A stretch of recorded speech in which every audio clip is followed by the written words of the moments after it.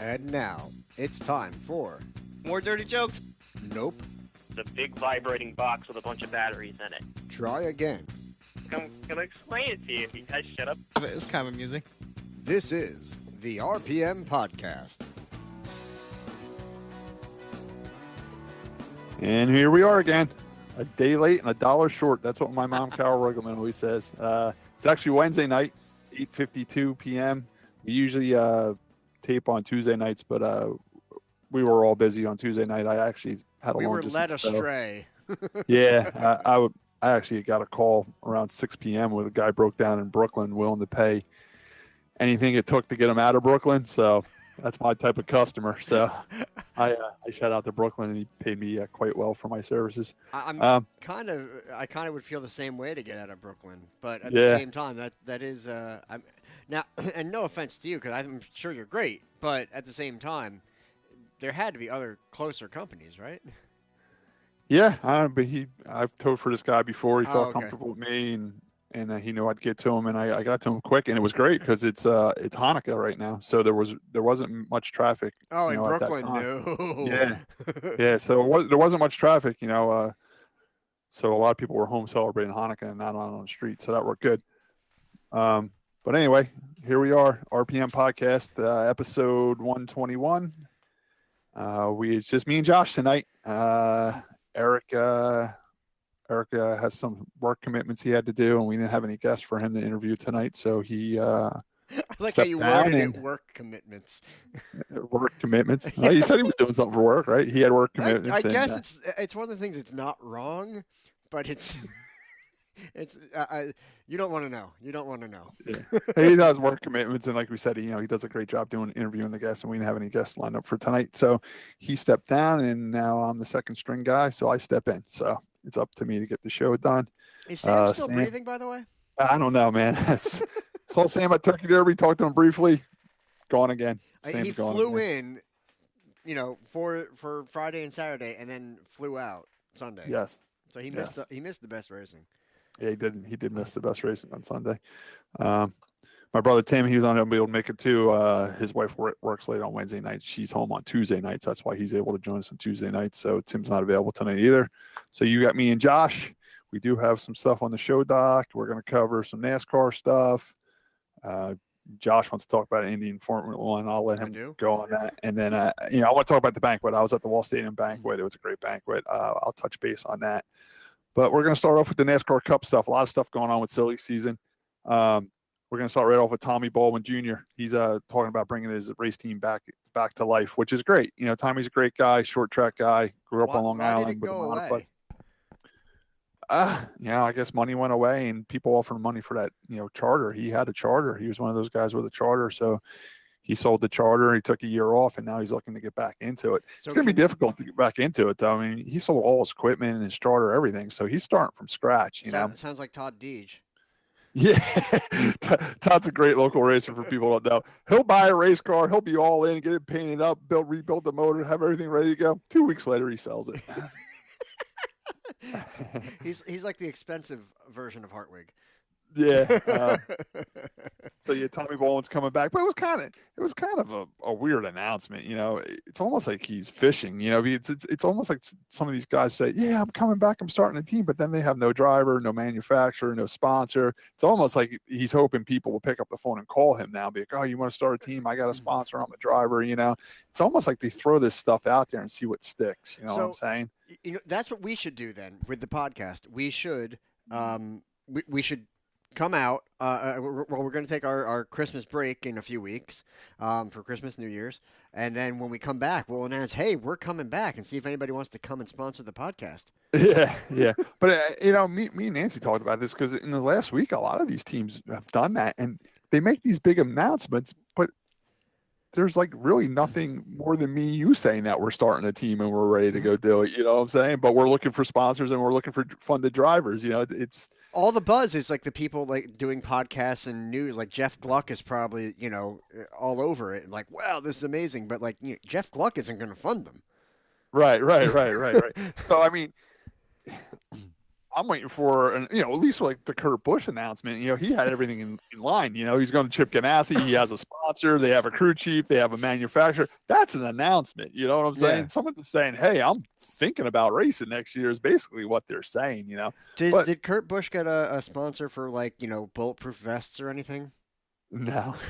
Did you see that article about his ex-girlfriend, wife? Yeah. She's in a lot of trouble, man. She's looking at like 30 years. And it's one of those things. He must feel vindicated now. Like, see, I wasn't crazy. Yeah. See, it wasn't me. It was her. But that's a whole nother story. I don't even really care to talk about it. To tell you the truth. No. But it's just as a funny, note on the side there. Yeah. That was but it's funny. You're talking about people trying to pick up the bill. Like now, can Tommy Baldwin?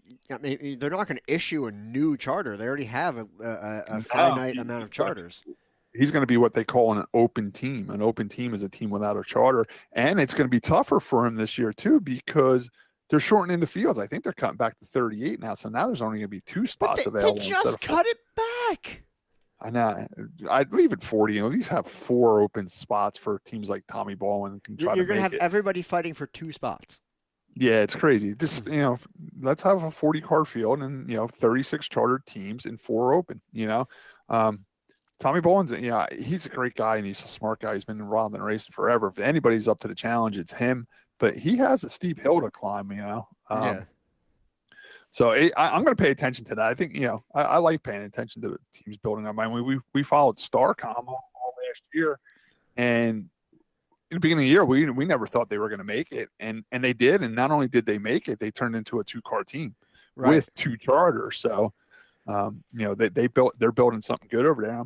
I'm hoping Tommy can do the same. Well, if he comes back, I mean, and he makes a qualifying attempt, depending on how many cars actually show up for qualifying, I mean, he may have a shot at getting in. And with his experience, I think that he actually may be ahead of the Furniture Row charter.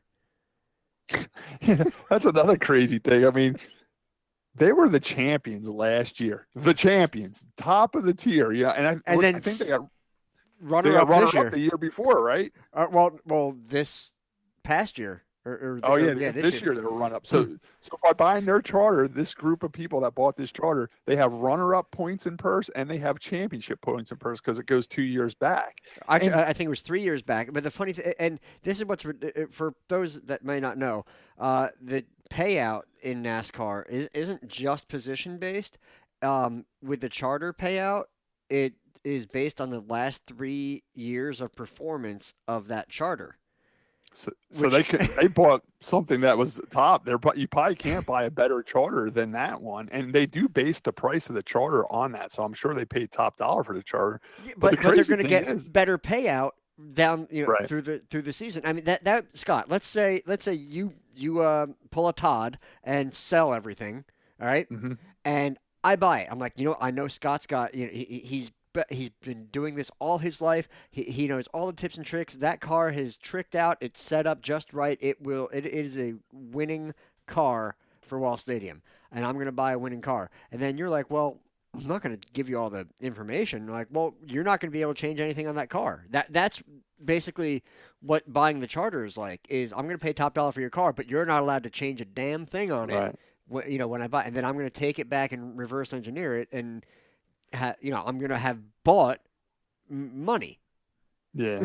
In a way. But the problem is all they're doing is buying the charter. They ain't getting cars or nothing. I mean, this is a sports group. This is kind of what's wrong with our the sport we love right now in NASCAR is a sports group bought this charter. They don't even have a garage, race cars, nothing yet. You know what I'm saying? They're probably sitting in an office. They can probably put it up on not like eBay, but I mean they'll put it up for bid even if they wanted to. And see I think these guys are going to use it. I mean, they are sports agents for NASCAR drivers. I'm sure they have somebody lined up, and they probably have an alliance with another team.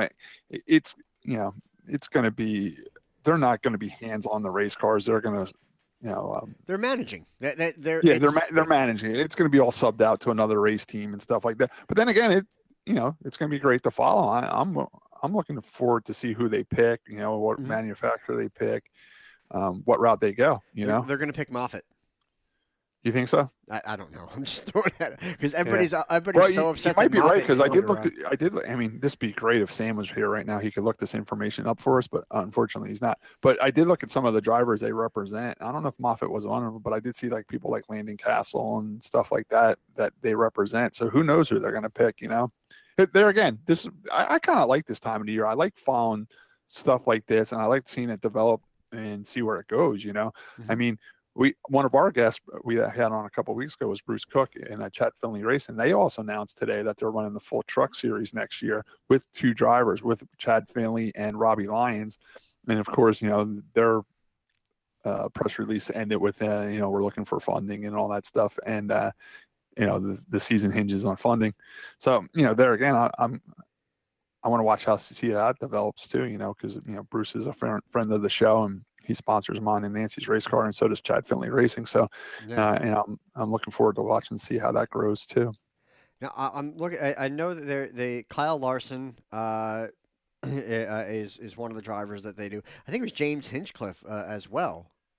Yeah, I mean, who knows? They could do something crazy like that, bring an IndyCar guy in or something like that. I think Hinchcliffe's probably locked in with a contract to stay in Indy, but I mean, it could be like you said, it could be a weird move like that. And again, the price wasn't like we said. I'm sure they paid top dollar for it, but the price wasn't revealed because NASCAR has to hide all their, you know, transactions. Yes. So read some of the names of it. Did they list more? Because I thought I saw Landon Castle on there as well. I'm in the wrong. I'm in the right article. I need to find it from a different person. That's all. Because it was. Where did it go? Sam, help. Okay, here we go. Kyle Larson, James Hinchcliffe, Landon Castle, Ross Chastain, Todd Gilliland, Justin Haley, Vinnie Miller, and Garrett Smithley. The only one I really see out of that could be logical would be Landon Castle. Because I'll read them again, but slowly we'll talk about each one. All right, so Kyle Larson, he's locked up. Yeah. Kyle Larson's with Chip Ganassi. He's not going to a startup team. Hinchcliffe, he's an IndyCar driver. He's locked up over there. Castle, you like? Castle's available. He ran the full season with Starcom. He's a good driver. He's a former Hendrick development driver. He's looking to get into a top-notch ride. Out of that list you're giving me, that's the one I like the most. Who were the other ones? Ross Chastain.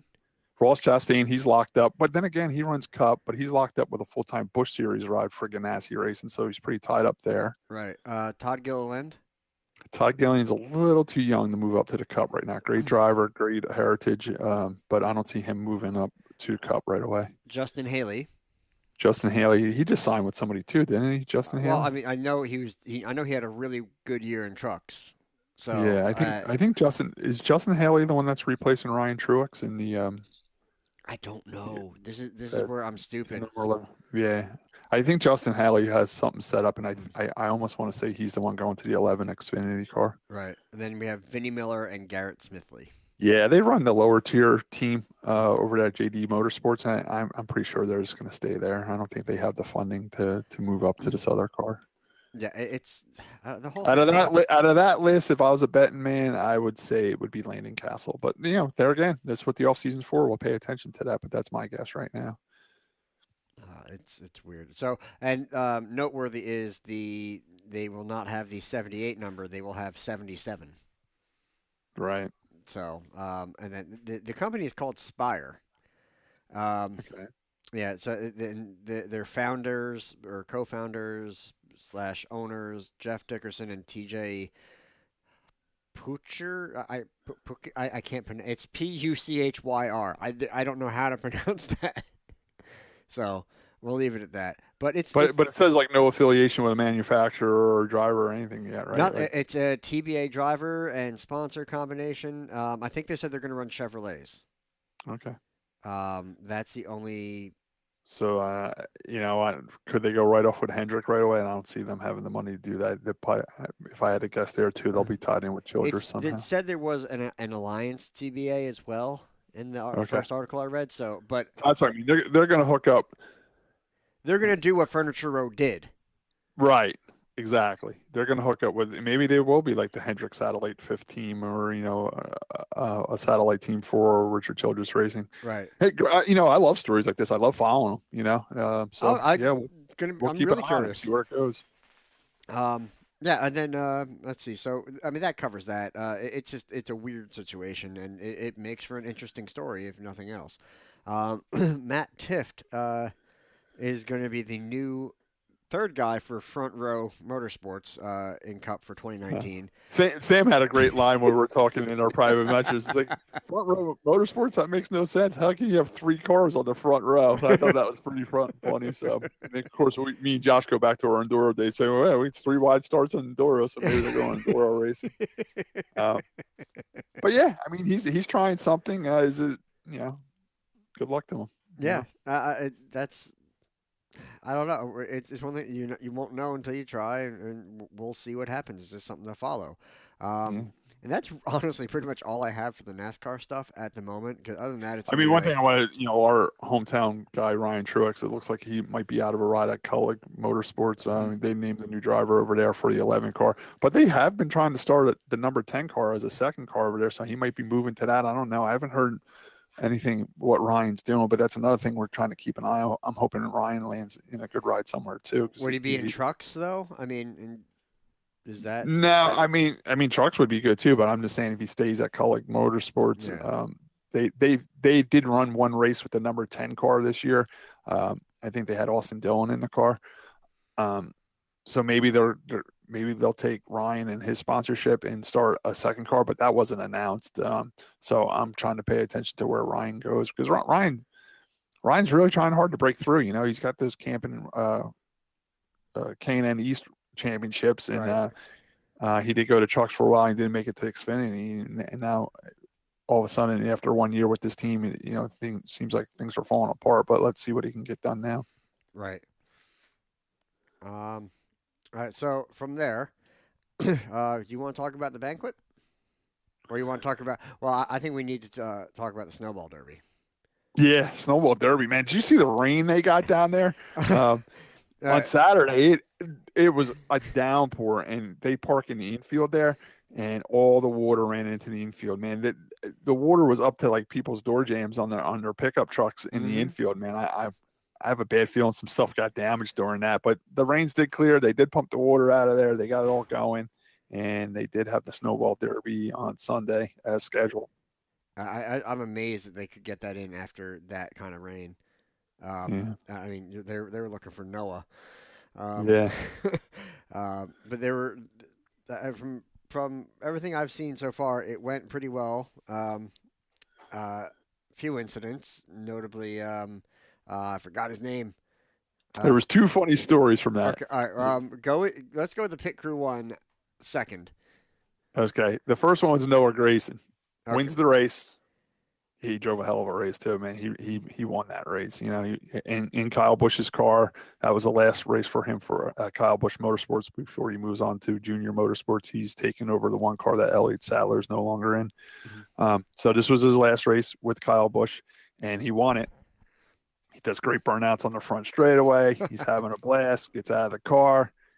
Here comes the trophy queen. Well, she comes over to give him a hug. He leans in for the old big kiss because he thinks he's the man because he just won the Snowball Derby, and she rejects him. She turns her head and gives him the cheek. So that was pretty funny.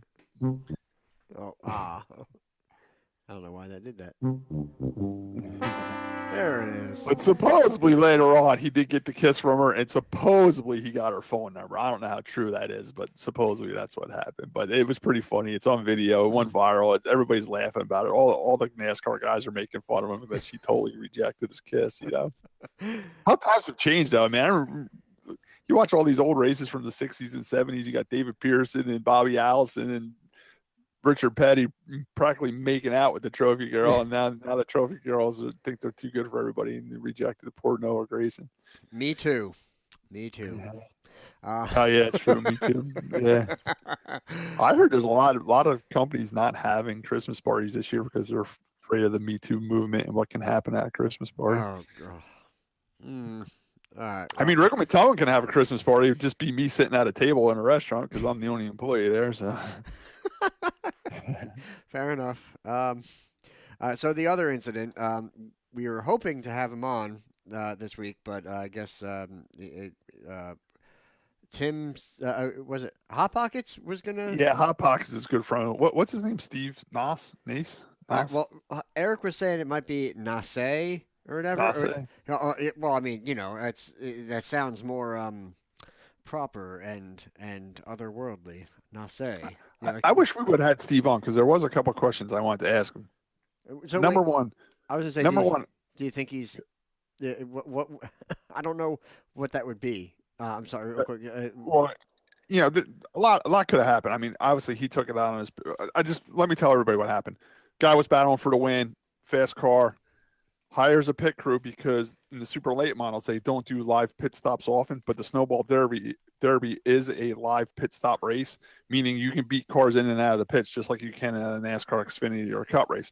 So they hire guys to come down and change tires for them so they have a better chance of winning the race. So he did hire a crew to go down there and change his tires.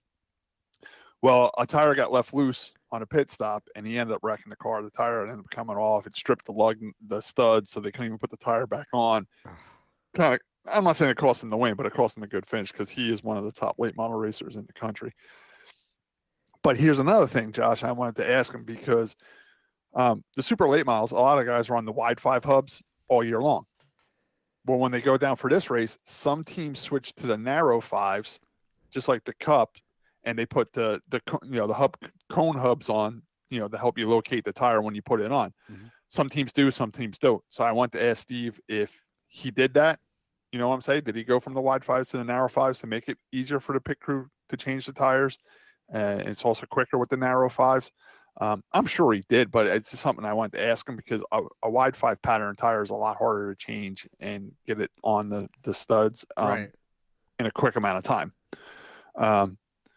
Another rumor I heard, it wasn't the tire changer's fault. It was the gun's fault, So of course it's the gun. Yeah. So the tire changer says, well, no, your junk gun broke. That's why the tire didn't get on.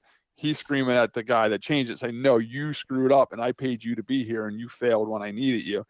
And they said that guy, he's 100% in. He's real focused on his racing and he takes it dead serious and he has a temper. So when he pulled in, he started arguing with his pit crew. It was weird seeing a team fighting with themselves, there was nobody else involved. So the driver got in a fight with his pit crew, yelling and screaming at him. And they showed him on the ground and they were fighting and everything. And then they showed the driver get up and start yelling at his crew to get the F out of his pits and fired him right on the spot. So I don't know. A lot was going on down there, but it was kind of funny. You see it at Wall Stadium. I've seen crew guys fight with themselves. You know what I'm saying? It's especially when they don't know each other as well, if they haven't been doing it that long. Well, that's the thing. I mean, the same guy's been going with me since I've been racing since I was 16 years old, and one's my uncle, and one's George, who's practically family. So I know him. This was a hired crew, so he doesn't really know him, and then he feels like he has the right to treat him that way because he's paying him. So. Mm-hmm. He was outnumbered. That driver was outnumbered because he's yelling at all the crew guys, and there's 5 or 6 of them, and they're all well built, guys, because all these guys work out and take it serious. And he was definitely outnumbered, That's. He was definitely the one on the ground, so he kind of lost that. Oh yeah, 6 on 1 and gets tackled. Yeah, and, that's the end of that. Anything else you'd ask him? No. I would ask him if his equipment got flooded in the infield. I was going to ask him how to pronounce his last name and what nationality it is. I'm French. Why do you think I have this outrageous accent, you silly king? And you're right, because a lot of them come from Canada. Late models racing's huge in Canada, and during their winter months, a lot of them head south. They come to New Smyrna, they go to the Snowball Derby to race late models, and there's a lot of French Canadians that go down there. I still want to go up to Canadian Tire Motor Sports Park. That's all right. There you are. I lost you for a second, Scott. No, I'm here. I was just letting you talk. No, I was just saying I want to head up there. I mean, that's only the trucks go up there, right? Yeah. It's a shame. It looks like it's a good track. I mean, it produces a hell of a finish every year because guys are idiots. But before I know we're off NASCAR already, but we just touched on, Kurt Busch's deal, how solid it was. It was the most solid press release that came out this week.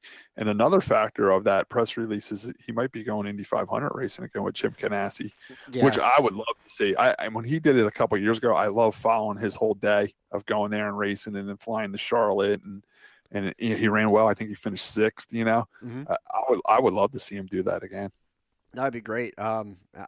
I would like to see him do it. I know there were plenty of talks about it, and with him not sure what exactly. Well, I mean, for how long we were waiting for some announcement on what he was doing. But I mean, the only thing that seemed definite was Indy. So, right. I'm looking forward to it. That said, real quick, IndyCar and F1. For the F1 side, Robert Kubica is going to be racing for Williams in 2020. This is 8 years after the rally crash caused absolutely devastating injuries to his hand and arm. They thought he may never drive again, and he did everything possible. Came up just short of a ride where I think it was down to him and I forget who else, and he got the short end this past year. So it's good to see him get back in an F1 car and have a shot to make some news. Will we see a win? Probably not, but going to be interesting. And it's your feel-good story. Another one regarding IndyCar, Speedway gas stations, Speedway Petroleum. I don't know what you call it. They're replacing Sunoco in IndyCar. And Speedway's getting big. They bought out Hess. Oh, that's who did. So yeah, all the Hess gas. Hess still makes the gas, and they still distribute it, but they got rid of the stores themselves. The gas stations themselves, and Speedway bought them all. This year, the Speedway trucks here.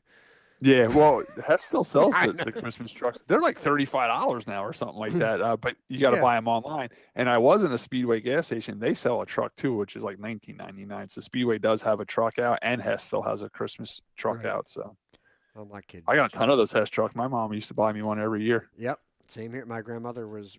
I have this. We still have them all too. In my mom's attic, and I have some here in my bedroom here, and some of them aren't even open. We never even opened them. Wow. Yeah. I most of mine are in decent shape. There's a few that got used and abused. Yeah. They got an RV this year, Scott. Yeah, an RV with like a motorcycle or something inside, right? A quad or something. Yeah. I think it's like a motorcycle and like a small car. You know what? When I was a kid, I always liked my favorite Hess truck was the green, white, and yellow with the red wheels, the tanker. You know what I'm saying? Yep.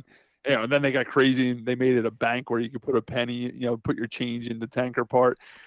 Some years you were disappointed. It was like a fighter jet or something like that. It's like, come on, Hess doesn't have a fighter jet, I liked a couple of my favorites were really it was like a hauler. It held two cars in it. Right. That was one of my favorite ones. And there's a couple of tankers, although there was. Yeah, I always liked the race car ones too because I was in the race cars. Plus, it was a little realistic too because Hess could sponsor a race team and have a hauler like that with a race car on it. But when they started coming out with fighter jets, I'm like, come on. There was a one that was a pain in the butt because it was a ramp truck with a race car, but because of the pitch of the ramp, like if you accelerated it all too fast, the race car would just fall off. Right.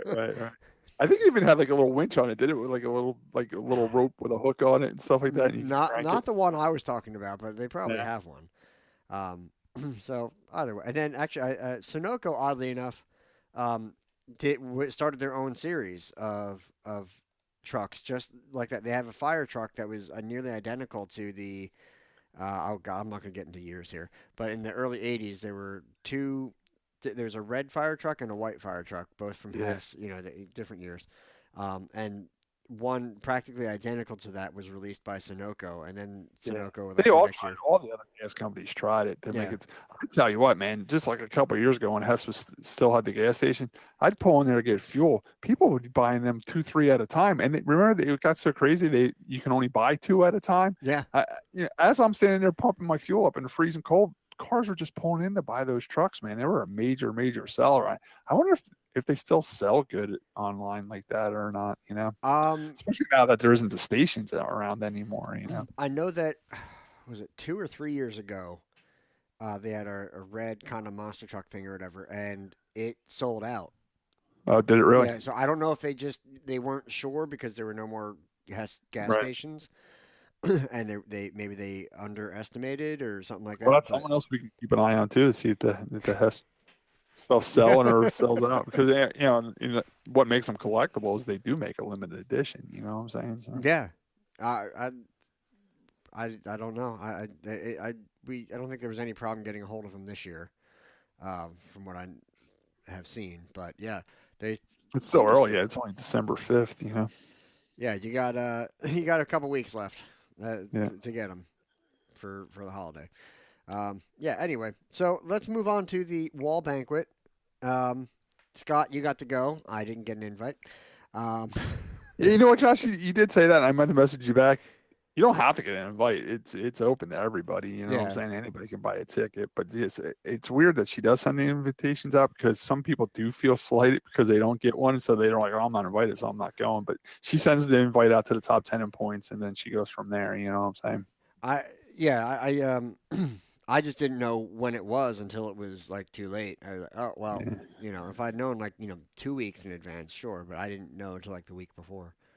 So I do have the program here for the people watching on YouTube. I'll hold it up to the screen. Let's see how I can do this. There we go.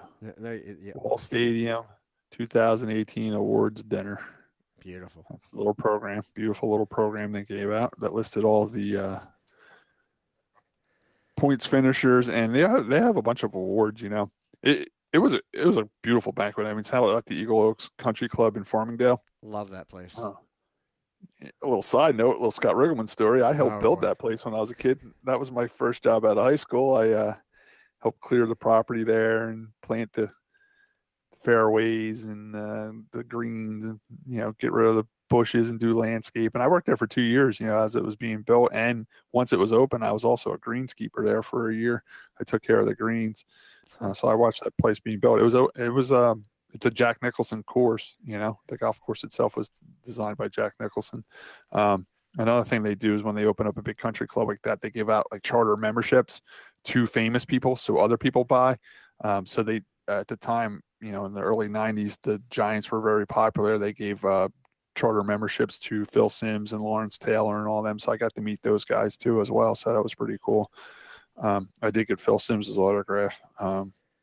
He had a little bit of an attitude because when I approached him and he was signing my autograph, I asked him where LT was, and I guess he didn't like that. And he said it wasn't his turn to watch him, so he didn't know where he was at. Staying out of that. Yeah. All right. So it was great. It was on Sunday afternoon. The banquet was. It was the cocktail hours from 3 to 4. The buffet opened at 4, which was great food. They had the typical buffet food. I ate the eggplant parmesan, a little bit of that. But they had chicken and a carving station and salads and all that stuff. And then it was an open bar from 3 o'clock to 5:30. So it was 2.5 hour open bar. And then at 5:30, it switched to a cash bar. And then the awards ceremony started at 5:30. Did you track how many bottles of wine Nancy went through? You know what? Nancy wore a beautiful white dress, and I was a little nervous that she was wearing a white dress because she drinks red wine. Mm-hmm. And I thought she'd be spilling that on her dress very early in the night. She did end up spilling it on her dress, but it was later in the night, so it wasn't too bad. She made it halfway through without spilling red wine on the front of her dress. But she, sure enough, a couple hours in, she had wine all down the front of her dress. She drank quite a few glasses of wine. But that's fine. I don't drink. She drinks, so we're a perfect team. I drive. She drinks. The awards start at 5:30. What they do is they do a few divisions at first. I think they did the 4 cylinders and the factory stocks first, mm-hmm. and then a comedian came on at 6:15. Guy was funny, man. Typical, what's it called, a ventriloquist? The guy that does the puppets. He had 3 puppets. They were all funny as heck. he made fun of people in the audience. He was making fun of Tommy Martino's son, which is, the Martinos are Italian, and he was making fun of Tommy Martino's son about having a unibrow. So that was pretty funny. I mean, he hammered him the whole day making fun of his unibrow, which he really doesn't have. I had to go up and look. He really does have a unibrow, but he has some pretty thick eyebrows. He was making fun of Neil Rutt and Darianne a lot. Tim O'Shea had a video of that with he dressed Neil Rutt up as a baby, made him look like an adult baby. That was pretty funny. He has one. I guess you call it a puppet or whatever. The guy's like he's a pimp, like from the Bronx or something like that, and he's a black pimp from the Bronx or something like that. And one of his funny lines were to Darianne. Darianne's a redhead, and he was making fun of her red hair, and the classic, the drapes match the carpet, all that stuff. And then he said, I have one thing in common with your red hair, and he said, black roots, because he was black. Puppet was black, and he was making fun of that she had black roots. But Darianne was a great sport. She played right along, and she was laughing right along with him. So some people don't like the comedian there because they get a little dirty. Some people aren't there. They're there for awards back in the community, but I think it's a great touch, man. Everybody was laughing. Everybody was having fun. I think you have the right crowd for that comedian. Right. What it comes to. The way I look at it, if you got someone that's older that doesn't want to hear jokes like that, they can get up and go to the bathroom or something. You know what I'm saying? They don't have to sit there. My mom is one of those. She can't stand it, so she goes and hides or whatever. Yeah. There was another bar on the other side. They can go sit there, and then when it's over, they come back. This way I look at it. The guy had some funny sound effects, like you play on the computer, Josh. Like when people would get up, when people would get up and walk across like the floor as he was doing it, he'd make it sound like it was splashing. Like every time they said that, it was like a splashing noise. It was kind of almost like you're walking across a lake. It was pretty funny, And that comedian was there a few years ago, and he wasn't that good. And he was back this time. I thought he was good 2 years ago. Yeah, he was good, but this time, I'm telling you, Josh, he was 10 times better this time. Wow. Like, the guy's perfected his act, and he's a better comedian now, So we watched him get better, and he did a great job. So yeah, that was the comedian. That was a great touch. I enjoy the comedians at the awards banquets. The four cylinders, I just want to go through. Brian Osborne was the champion. He was honored as the champion. Darian McLaren, man, she was second place. How cool is that? She was second place in points. Christopher Silvestri was third.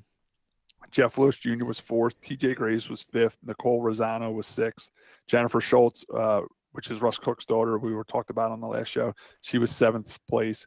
AJ Jadaki was eighth place. Neil Rutt the third, ninth place, and Sal Laguari was 10th. They also have a most improved and a rookie of the year, Darianne McLaren. She was a most improved driver. So how cool is that? And AJ Jadaki was the rookie of the year. And then we did the factory stocks. Mikey Montana was the champion. Elliott Wall was second. Scott Riggleman was third. Who's that guy? Yeah. John Bowers was fourth. Brian O'Shea was fifth. Jerry Koenig was the only one in the factory stock division not there. We had 9 out of the 10 drivers. Last year, we had all 10 of our top 10. The only reason Jerry wasn't there, Jerry did call me on Monday and said he wasn't going to be able to make it. He did suffer 3 broken ribs and a fractured shoulder in that wreck at Turkey Derby when he hit the pit gate. And his wife, Peg, had knee surgery, so they couldn't make it down because of that. I did talk to Jerry. He says his car's pretty much junked out from that wreck.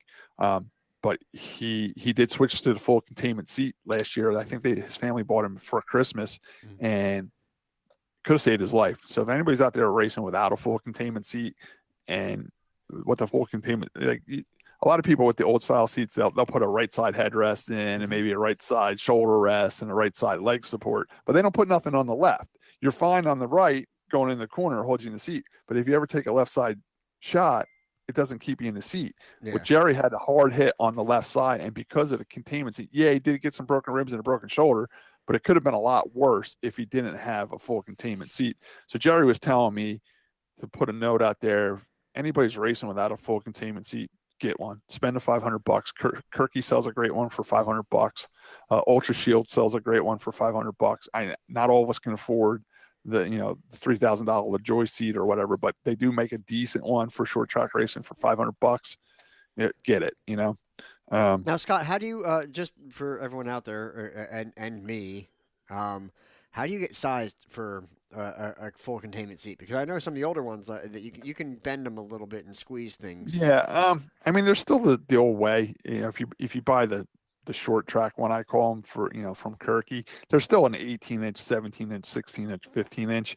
Basically, all you do is sit on a chair, and you take a marker and go straight down from your thigh, the outside of your thighs or your legs, and mark the seat. And then you take a tape measure and you go across with it. And if it's 17 inches, then you get a 17-inch seat. You know what I'm saying? If it's 16 inches, you get a 16-inch seat. As far as the shoulder and the headrest, they're pretty much where they're at when you get them. So, but and we bought Nancy a 16-inch one in, and she fits great in it. And I have an 18-inch seat one in mine, which I really need a 17 or a 16 now. I bought that one when I was still a little on the heavy side. Right. But yeah, so that's how you measure yourself for the seat. 7th place was Rob Patinsky. 8th place was Tim Majak. Whitey Miller, the ageless Whitey Miller, was 9th place. Tom Majowski was 10th place, and the rookie year was Robert DePonte. He was the yellow 52 car that raced over there all year. Okay. Yep. Now I got to go to bragging camp a little bit. Most improved driver. You know who the most improved driver was, Josh, in our division? Was it Nancy? Nancy Riggleman was awarded most improved driver. She worked hard for that, and she had a great year, and she improves every time she races, and it was great that they recognized her for that. So it was pretty cool too, because when they brought up their most improved drivers for a photo, there was 3 people, and 2 of them were female. One was Nancy and one was Darianne.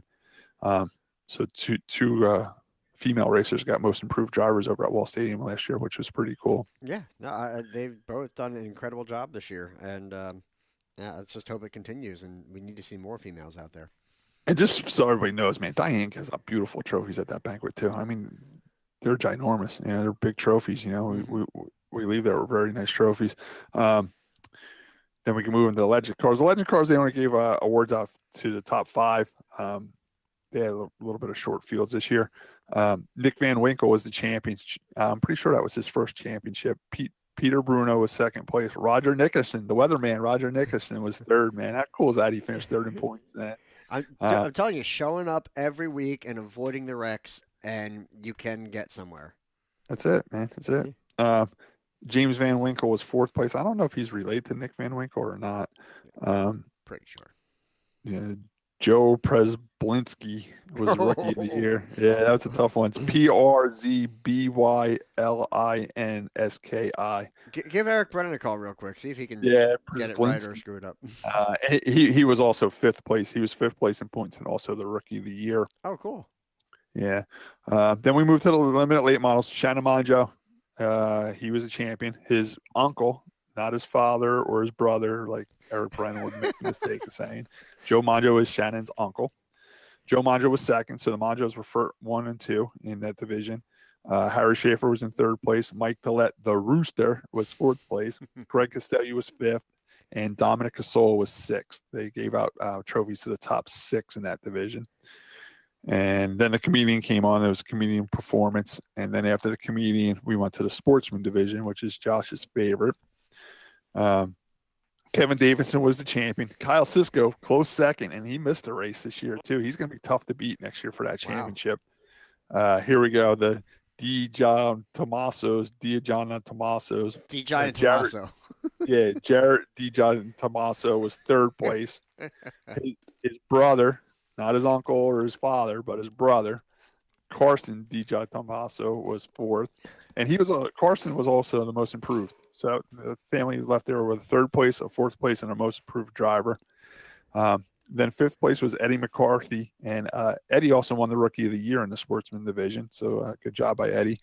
Eric Lane was 6th, which was a little disappointing for Eric because he was battling for the championship and he got injured. He broke his wrist and wasn't able to finish the season out. So those cars practically drive themselves, usually into the wall. But yeah, but I mean, come on, he could do it one-handed. Don't tell me you can't. And then Jonathan Ray was 7th place. Louis Caritas was 8th place. Michael Rising was 9th place. And Jake Nelke was 10th place in the sportsman division. Lorraine's a local guy. I think he's out of Lacey. Yeah, well, that's where their business is. Their business is in Lacey. They own a automotive repair business. Okay. Riggleman story. Right how many cars plant. have you They're towed there? Yeah, they're in like Waretown, right by that power plant. Yep. He goes to the Manahawkin Touch a Truck. He actually brings the car down there for a display for a bit, and then he would. It's usually I don't think he was at the banquet. I saw on his Facebook he was doing a parade down there, like the Lacey parade or something. He had his car in the Christmas parade. I don't know if that was which is awesome, man. That's how cool is that they took the time to do that on a cold winter night. Did a Christmas parade. They had the car on an open trail, and they had it all decorating Christmas, and they had the Wall Speedway banner on the back of the. Hey, I did that with my car. I actually drove. I didn't tow it for Halloween, right? For Halloween, I actually drove the car down Main Street. Really? They let you drive with that registration? I had to put up a little argument, but they let me. Really? Yeah. I was like, I'm not doing burnouts. It's not a Mustang. We'll be fine. And I just followed Lisa. She had my truck and with some flashies on, and I just followed behind her. I'd like to do that again. On a side note, not only did Nancy spill wine on her dress, but I'm looking at this program, and there's wine spilt all over this too. So I definitely know it was our program because it's got wine spilt all over it. All right, so now we're moving on to the modified division. Jimmy Blewett was the champion. Andrew Krause was second. Stephen Reed was third. There was a little rumor going around the banquet. I didn't have a chance to talk to Stephen, but the rumor going around the banquet was Stephen says he's not racing full time next year. He's just going to race a few races next year. I don't know if that's true or not. Maybe we can get him on the show too. I know he's because Eric Brennan's the president of the Stephen Reed fan club, right? So maybe he'll know.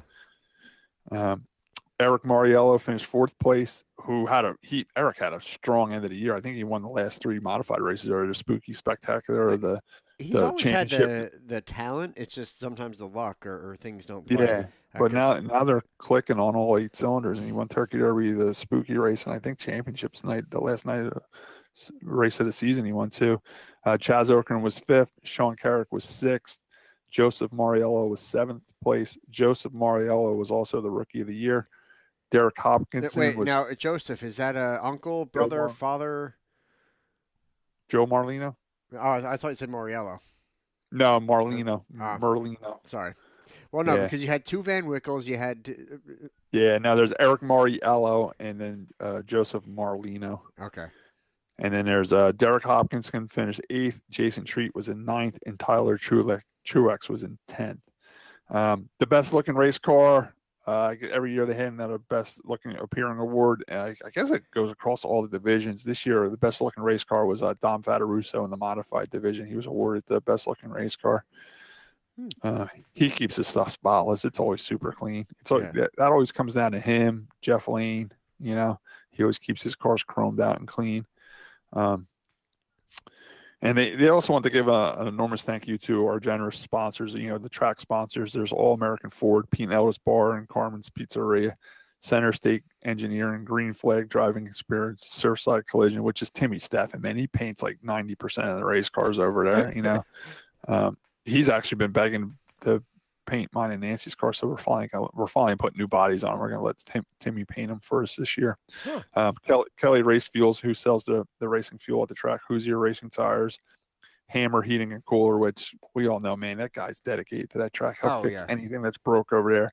He'll bring bucket trucks over there and fix the lights, the wiring, the track blowers. He owns a lot of equipment that helps that track out. He's a great guy, and he sponsors race cars. On top of all that. On top of all that, he sponsors racing car. God just loves going to the races on Saturday night and being involved. Mike's Performance, what can we say about Mike? Mike's a great guy. He gets us all his parts and at discounted prices. Are you gonna? Did you get that shock or that rim or? Oh, you didn't see? He's got a factory stock shock available. You have to sign up for whatever. I did see that, but I was driving and I didn't get to read it. O'Shea's Auto Repair. What can we say about Tim? He also sponsors the factory stock division. He sponsors my car. Yeah, Tim who? Snap-on Tools, Bryce's Napa Auto Parts, Gasco and Sons Greenhouses, which is also one of my sponsors. I don't know why he's giving all my sponsorship money away to the track, but now that's Johnny Gasco. He does a great job. He sponsors the racetrack. He sponsors me. They bring the flowers for Mother's Day. Mother's Day brings the flowers for Mother's Day, and I think he helps out with the spooky too. I guess he brings the pumpkins and stuff like that. Yeah, pumpkins and hay bales and all that stuff. Or straw bales, you know, where we had that. That's right. Topic. It's straw, damn it. In the Garden State Vintage Stock Car Club, they do a great job, and they have their museum over at the racetrack. It also said this season and this awards banquet is dedicated to our former promoter and friend, Cliff Krause. May he rest in peace, and may his legacy live on forever. Thank you for your continued support during this difficult year. We appreciate all of you. With sincere gratitude, Diane and Emily Krause. Yeah, I mean, so it was a great time, man. I was dancing. Eric Graham stole my wife. I mean, I was dancing with her. He just cut right in and took her away and whisked her off. And I tell you, Eric was. I think everybody I saw, Eric Graham had the best time at the banquet. It was a close race between him and Whitey Miller. Eric Graham and Whitey Miller, man, they were on the dance floor all night and they were having a blast. I mean, it was cool seeing Eric letting loose because when you see him at the track, a lot of times he's uptight, you know, right. And he's hard to joke around with. But man, he was a lot of fun at that banquet. He was a blast to hang out with. A lot of people were dancing. It's great seeing your racing competitors in a different light. Number one, everybody's dressed up, so it's hard to even recognize them. We're so used to seeing everybody at the racetrack, you know what I'm saying? Oh yeah. So everybody's all done up. They're hard to recognize, you know. Except Tim O'Shea. He wasn't wearing a suit. We got to get Tim O'Shea a suit. He always shows up in jeans and like a button-down shirt, you know. We got to get Tim a suit, you know. He represents the factory stock division. We at least got to get no, he's doing it right though. Yeah, I guess so. You know, we're a blue-collar division, right? So you must have to show up with what you're wearing. But his wife, I can never pronounce her name. Nisa is her name? Nissa. What is it? Nissa. Nissa? I'm just yeah. Nissa, whichever. She was a lot of fun too, man. We were dancing with her. She was on the dance floor the whole night too. She really had a great time. It was just a fun time, man. It really was. It was a good time. And like Josh says, you don't have to be invited to go. Even if you want to go next year, and some fans go, they buy tickets. It's $65 per person. It's a good time. There was probably over 300 people there. It was a lot of fun. Yeah. 300 to 350. I think that's what the place holds, and it was pretty packed. So it was a lot of fun. I'm gonna go next year. I wanted to this year. I just, like I said, didn't find out about it till crap. It's even if you're not getting an award, it's still a fun night out. You know, for you bring you and your wife, it's $130, and you know, you go out anywhere and spend $130 on a night out. So just take advantage of the open bar. Yeah, that's all. You know, that's. Yeah, I mean, they made their money off me because number one, I don't drink, so I didn't drink anything in an open bar, and I can only eat like 10 ounces of food. So I didn't really eat that much either. So you were going just to collect your trophy. Nancy made it up though. She polished off some wine, so we got our money's worth in wine. I wish I had been there. And they did announce a little thing on Jeff Gravatt, and everybody said a prayer for Jeff Gravatt, and Jeff's in pretty bad shape. And they did ask that people stop calling, and they asked that the family will announce what's going on. I guess they were getting overwhelmed with phone calls and text messages and everything. So the family just asked, you know, keep him in his prayers, but please just refrain from calling and just, you know, keep checking Facebook and social media, and they'll keep everybody updated. We were down the announcers, man. Jeff wasn't there. Eric Brennan wasn't there. I don't think Eric Brennan was invited either. I wouldn't invite him. It was really up to Gary Larson and Earl Krause. They did all the announcing. Yeah. I just wonder if they sent the box yet to get that steering wheel trophy back from Eric. So anyway, I'm in a little bit of dilemma. You know, we were a couple weeks ago we had Greg Biffle on. We're promoting the Triple B race. I spent the last week working on a car, building it, getting it done, all ready to go. It's in the garage. It's running nice, that thing though. Oh man, it purrs like a kitten, don't it, man? That thing runs smooth, man. I'm thinking about putting it back on the road, you know. But yeah, I tuned it up, man. Whew, what a difference, huh? I haven't even put fresh gas in it. Wait till I put fresh gas in it. But yeah, I put a little video up. You know, I sent to my friends of me working on the car and getting. So what'd you do? Like an oil change on it? Yeah, I did an oil change on it, dude. the top of the intake, and it was like rat's nest and everything. I blew all that off. I got the shop vac in there, cleaned the top of the intake off. Just plugs and wires and stuff like that. I didn't change the fuel filter though.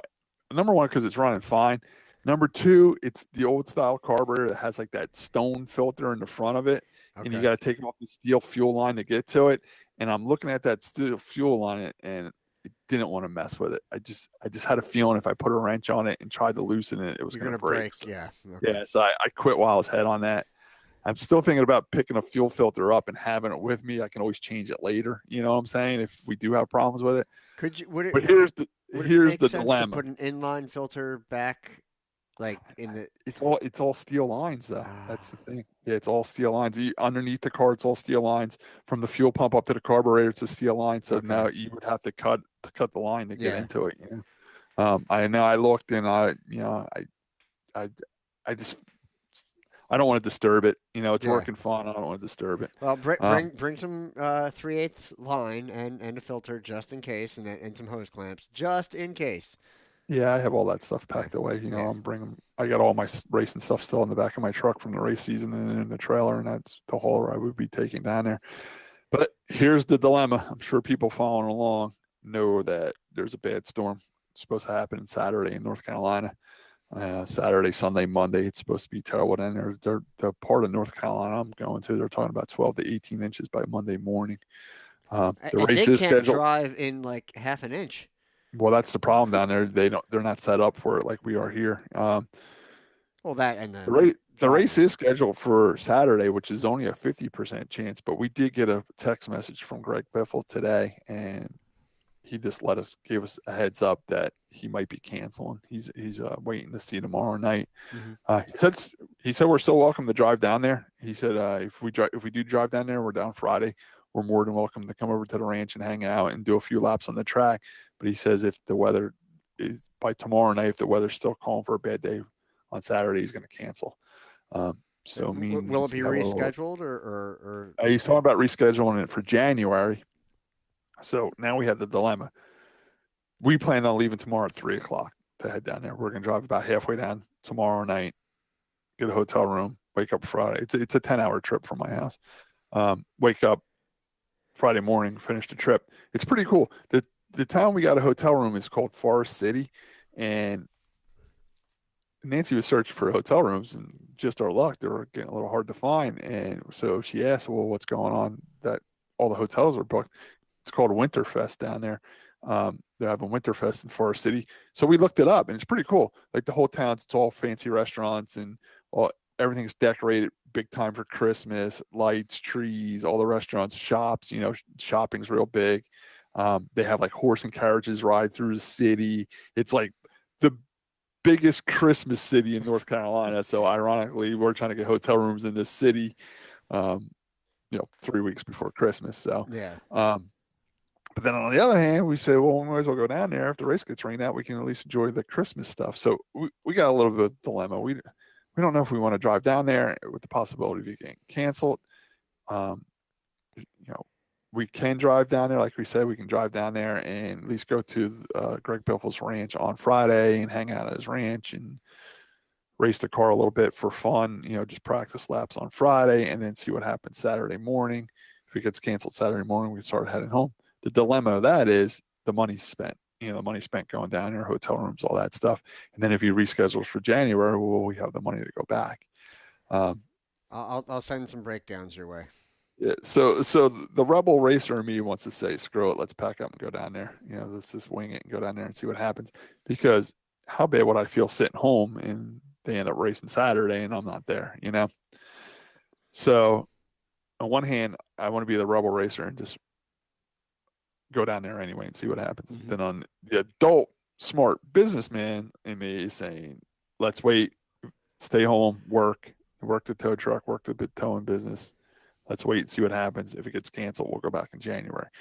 So as I sit here right now at 9:50 p.m.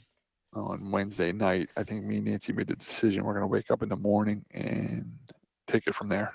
See what we're going to make a decision in the morning if we're going or not. So Unless the forecast, is well, that's we want. It did go from 90% chance of snow and sleet on Saturday to 50%. It seems like it's getting the storm might better. not come until Sunday now. So now we're talking about we can go Saturday. It's a day race. Once it's over, start heading north. You know what I'm saying? Don't spend Saturday night in Car City.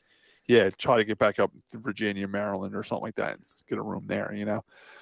So. I mean, Greg was nice enough to message us and give us the head up because he knows we're traveling the longest distance to get this race, and there is a possibility he's not making it. The problem is he's not making a decision until Friday night. By then, it's too late for us to get down there, So we gotta figure out what we're doing. He did invite us to come hang out with him Friday, so if we do drive down there, at least we get to go to the ranch and check it out and do some laps on the track, and it's not a total waste of trip because Friday it's supposed to be beautiful down there. The quiet before the storm. So I don't know. Me and Nancy are going to wake up in the morning and make a decision. People like Josh are saying just go for it. My friend Jason, who covers the tow truck for me while I was gone, he's like, just go for it. I'll take care of the tow and just go down there and have fun, my vote would be to go. It sucks. But on the other hand, you got to remember, I got a 2002 Chevy truck. I don't want to get stuck, break it down on the way home in a snowstorm either, Well, I'm a little bit better health this time around, so. Yeah, maybe you pick me up. But I ever tell you what I do with my truck when I travel now? Because it is an older truck. I actually bring the title with me. Now. Really? Yeah, just in case I do break down, I'm just gonna get towed to the closest Chevy dealer and just trade it in and buy a new truck. Yo, what else can you do? You know what I'm saying? I'm thinking about buying a new truck anyway. So when we drove to Florida, me and Nancy just packed the title with us. We packed the title to the truck and my checkbook, and if it breaks down, I got enough for a down payment and trade the truck in and give them the title and pick out a brand new truck, hook it up to the trailer, and keep traveling. Be a 2-hour delay in my trip. You know what I'm saying? So that's how we handle the old truck situation now. Oh, so I mean, this is not something we need to talk about on the podcast, but I have to wonder, if you buy it in another state, but then do you have to change registration after you get home? Yeah. I guess. Well, I did the first ever Chevy pickup. Hey, now we can tell it's racing off season. We're talking about buying trucks, but not racing. But the very first truck I ever bought, I bought out of Reedman Chevrolet in Langhorne, Pennsylvania, because that was a great place to buy a truck, man. There was no hang on or nothing. It said trucks like 22,000 will sell for 14,900. That's it. We knocked it down. There's no hang on or nothing. So I went there and bought a truck. The downfall of that is the Pennsylvania temporary was no good in New Jersey, so I had to get it registered and insured and get my own plates on it right away. That was the one downfall. But so wait, are you allowed to drive it home at least? I forget if I drove it home or not. I'm not sure. I think because I was an out-of-state resident, I wasn't allowed that temporary how to get plates on it. I think I went out there and bought the truck and then came back, got insurance registration plates, and went back out and picked it up. I mean, Langhorne's not far. It was only on the other side of the Delaware River, but I don't know how that would work out of state. I'm sure we'd have to work something out, Weird. But we got that idea from a long time ago. Kimmy Ling Page at the time, we saw them in Bristol with her family, and they pulled in with a brand new truck. I'm like, oh wow, you guys bought a brand new truck. She's like, well, it wasn't by choice. Their transmission blew up on their way to Bristol. And so they got towed to a dealership and traded it in and bought a brand new truck. And I said, you know what? Ever since she told me that story, I'm like, that's not a bad idea, So then I'm like, I better start bringing the title because it'd be hard to trade the truck in if you ain't got the title weight. Yeah. So. I'll have to try to convince Lisa to do that, even though I can't afford to do that right now. So no, I can't afford a new truck either. That's what I'm not doing. But if I'm broke down on the side of the road trying to get down to North Carolina, I'm gonna have to buy one. The problem is, your last breakdown on the way back from Florida was at an hour that I don't think any dealers were open. No, that's true. It was Sunday night too. It was Sunday night. So, oh well, good times. With that, I think that about wraps things up, right, Scott? Yeah, pretty good. It was a lot of fun. All right, so to finalize things, what have we learned today, Scott? Well, I go to somebody else, but there's nobody else here. I learned Nancy's spilt wine all over the program by just reading it here. I guess rid of my last one. I learned Eric Bren's back to his old tricks. But he did let us know, though. He did let us know. He said he was iffy for the night. Yeah, he was iffy for last night too.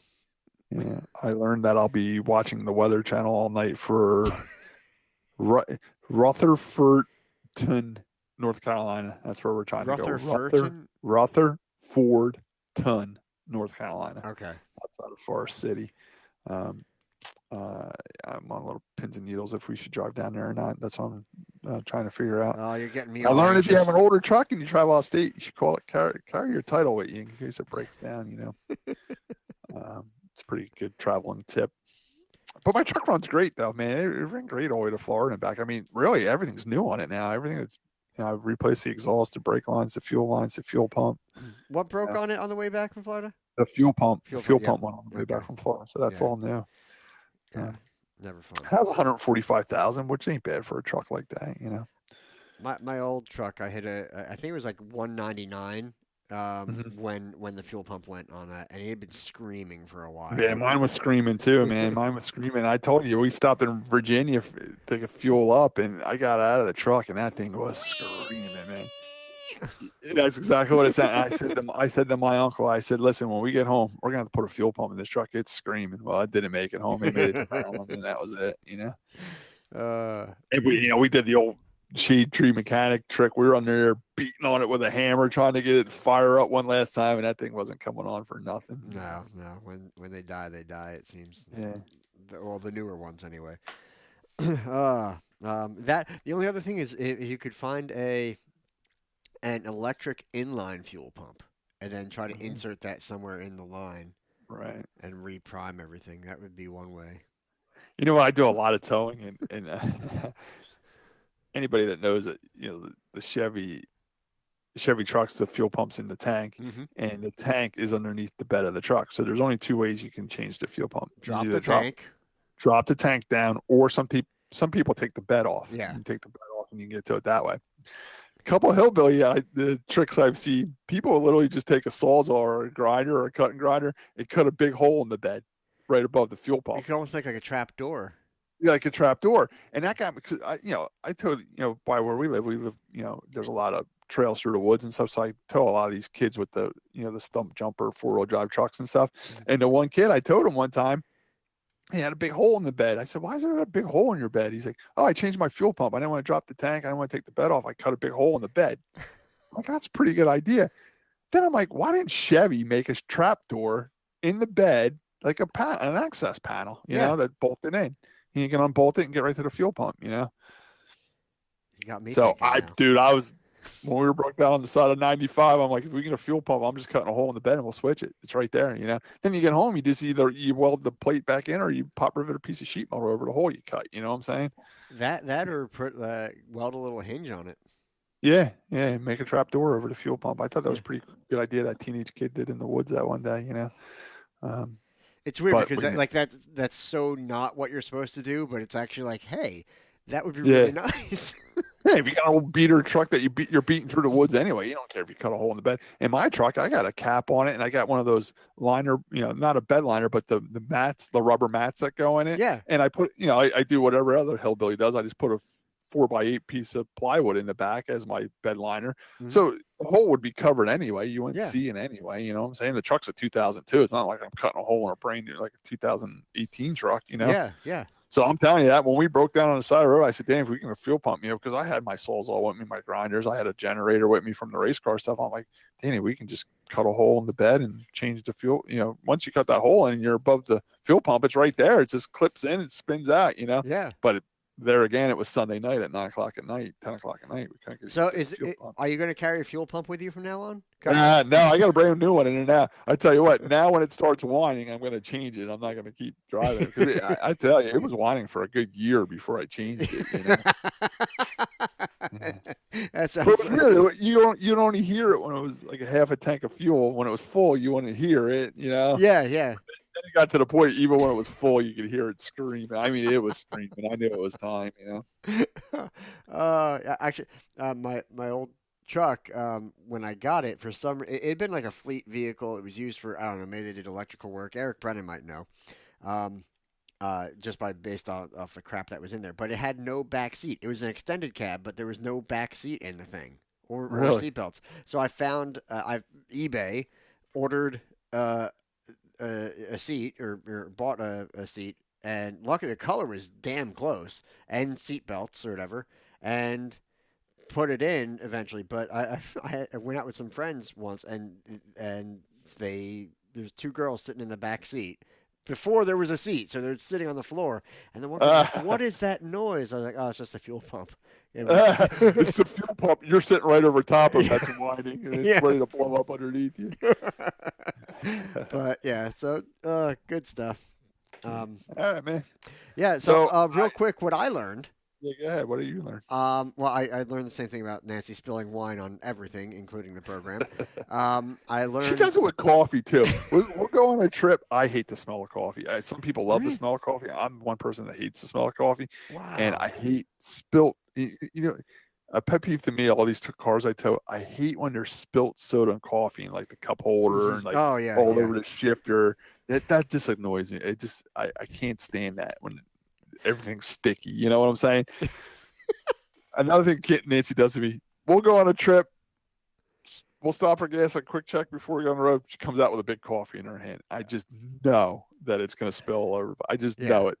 So, we've been together so long. She just laughs at me. Oh, don't worry, I won't spill it. I know you hate when I spill it. Sure enough, 5 miles later, she's got napkins out. It's all over the place. So between wine and coffee, she's brutal. The struggle is real, folks. I learned that there were a lot of brothers, uncles, fathers, and things at the awards banquet. Yeah. Just based off of how many of the same name were in different divisions. And most importantly, I learned that Darrianne has black roots. Black roots. Yeah. And she does it. I looked at her hair. Her hair is beautiful. I didn't see any black roots, but it was funny. Made for a good story. It just wasn't true.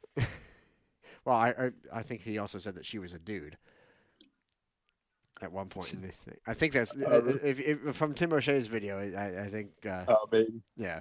So, all right. That'll be it for this week. We should be back again next week. We'll see what Eric Brennan thinks. I hope to have some stories from the Triple B100, but that's up in the air right now.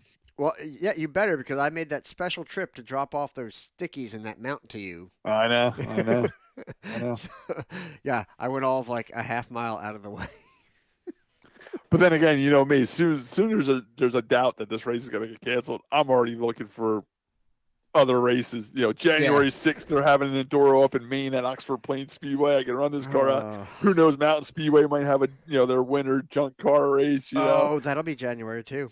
Yeah, I mean, there's other opportunities with this car, but we really built it for the Greg Biffle Racing. How cool is it that he invited us down Friday, even just to hang out if we're down in the area, So I don't know. We'll play it by ear. I mean, Nancy does have the day off. I do have coverage for the tow truck. We might just wing it and go anyway. Who knows? If we don't race, like you said, we can go to this Christmas town and there are Christmas lights, which I can do right here in Tom's River. Yeah, well, actually, the one in Tom's River, right on the Lakewood border there, they're not doing it this year. Which one's that? Off Vermont. No way. Vermont's not doing it? No, not this year. They're ill or something. Are you serious? We Josh, no exaggeration. We drive through that guy's driveway. People don't know there's a street called Vermont Avenue in Tom's River, and they're right on the Lakewood border. This guy has a big U-shaped driveway, and he decorates it with music and moving displays, everything. Big houses like with Santa Claus in it, and train sets, and you drive through it. You drive through the driveway, and all the guy asks is you donate a little bit of food. He does it for some pantry, so we bring some canned food and throw it in the collection at the end of the driveway. Josh, every time me and Nancy go out, we got to drive through Vermont. We'll go through that guy's driveway 25 times in a year. We'll go out to dinner and we'll pick a restaurant that passes Vermont so we can drive through. Oh, you're going to the Charlie Brown's on 70 is what you're doing. Yeah, we'll go to Charlie Brown's or Houlihan's up 70 or Ruby Tuesdays or Longhorn or whatever. My mom will come down just to stop by and drop something off, and we'll shoot over to Vermont. You forgot Finnegan's. Wow, man, Christmas ain't gonna be the same without that guy's driveway. Really, you heard the guy was sick, huh? Yeah. Lisa found a post. I'll have to see if I can find it for you. But yeah, there was a post about. I'll have to ask Charlie Kramer because he actually works on that guy's cars.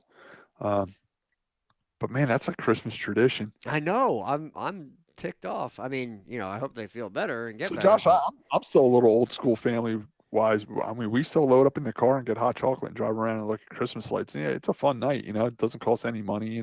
Do you and your family do stuff like that? Yeah, we try to go out, at least once in the holiday season and pick we're gonna go to this neighborhood or something like that, or a Right. couple neighborhoods and try to go out and see Christmas lights, and we've done it a few times. You know what's a good neighborhood to do that is Beechwood, because where like Elliot Wall lives and stuff. The roads are like straight. Like it's all blocks, so you can like drive all the way down to the end and just cross over a block and drive back up. It's easy to do. It's straight roads, all blocks. We've done back in like Vincenzo Drive in Tom's River there. Right. Because now you're talking about big money, and so they even if they hire the people to do the lights, I mean, you get a lot of lights and some really spectacularly decorated houses. Now people are getting crazy with these blow ups, man. They'll have a competition how many blow ups they can have in their yard. My kid loves those things, and I'm like, eh. I like some of them, but some of them get like foggy looking inside. You really can't see in it. Yeah.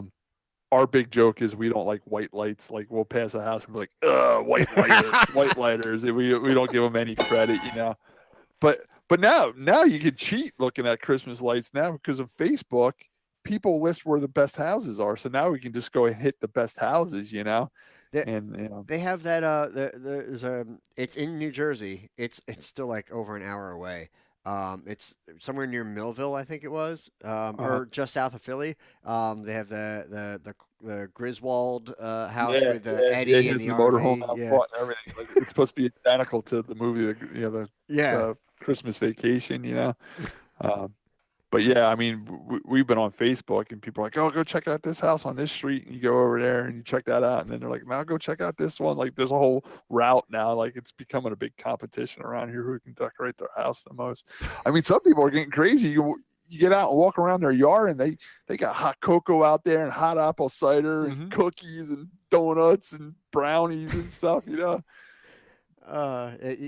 If you can make money off it or sell, but I've been doing that since I was a kid, man. Our family always did that. Loaded up in the car and just drove around and looked at Christmas lights. Yeah. My dad said he did it as a kid with my grandparents. Like it's a big tradition, Yeah, we do the same thing. It's been quite a while since I did it with my parents, but yeah, we've been doing it with Bryson or Lisa, and I would just go out and do it like once in a while. Yeah, but we'll stop at Wawa and get hot chocolate or Dunkin' Donuts, or sometimes we'll make it coffee. Here and put it in or coffee, so Nancy can spill it all over the place. And then, or sometimes we'll make it here and put it in a thermos. We'll just ride around like the Christmas lights, man. It's a great time, Oh, you're getting me in the spirit. Actually, we promised Nancy's mother that we would take her up to the PNC Bank Art Center, where you pay $10 or whatever, and you drive around and look at that. They also do it at Great Adventure. Mm-hmm.